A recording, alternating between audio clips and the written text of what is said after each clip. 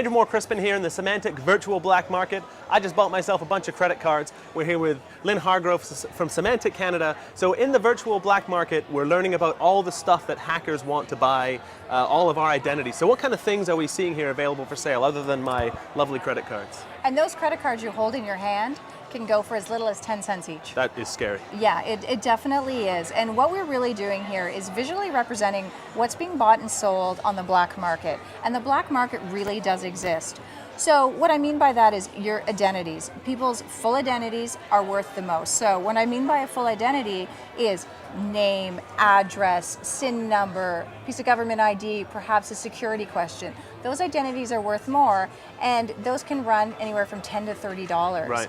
But again, partial identities, even it's something as small as a security question can garner a lot of information for a hacker. Yeah, absolutely. And once they have your complete identity, then they can do things like open bank accounts, take out loans in your name. Obviously, credit cards are a huge one. So this underground economy are constantly buying and selling people's personal, private information. Mm-hmm. So the concept of identity theft is not a new one, but the way that people are going about getting this data in order to do things like create fake credit cards in your name is different. So people are using like Trojans to get into your computer. They're using, phishing attempts. So what exactly is a Trojan and what's a phishing attempt? And like, what are these people doing to kind of steal our data to be able to sell it in the virtual black market?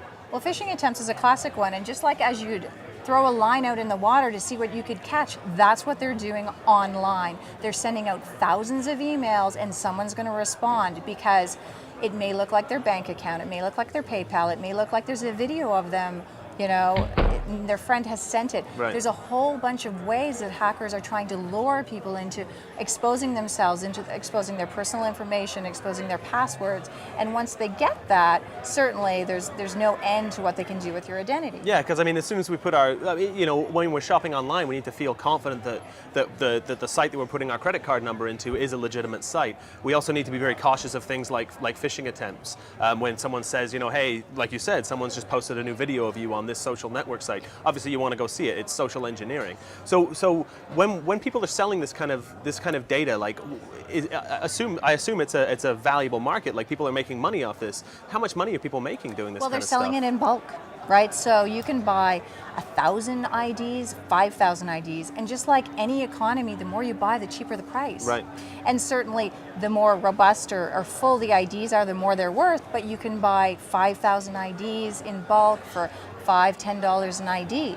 So, and the same with credit cards, like you hold in your hands. Mm-hmm. You can get those as cheap as 5 cents each if you buy in bulk. Email lists, again, being bought, sold, bartered, traded. Yeah.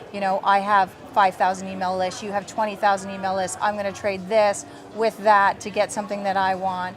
Bank account information, Right. again, is another thing. So there's all kinds of cyber criminals that are trading, bartering all this personal information. Right, so this isn't just scare tactics. This is actually something that's happening every day online. So what are some of the things we can do to protect ourselves? Well, certainly be smart. Make sure you have a robust antivirus software, internet security with firewalls. Don't click within the email link.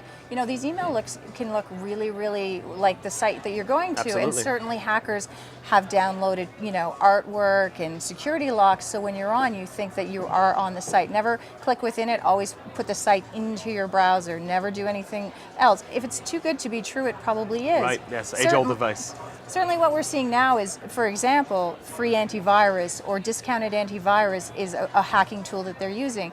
What they're saying is, I've scanned your PC, your antivirus is out to date, and you have malware. Would you like to purchase antivirus at a reduced rate? Right. And usually it's a much reduced rate. You've just told this person that their PC has been compromised, so of course that they want to protect it.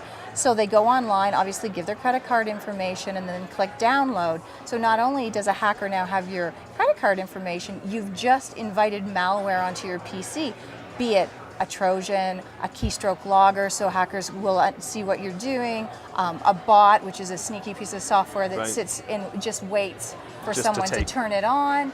So there's all kinds of things that are happening, but that's certainly one of the things that we're seeing a lot of. All right, so it is something we need to be concerned about, but there are solutions out there. So let us all be cautious lest our names end up on one of these here fine fake credit cards. Thank you very much, Lynn. You're so welcome.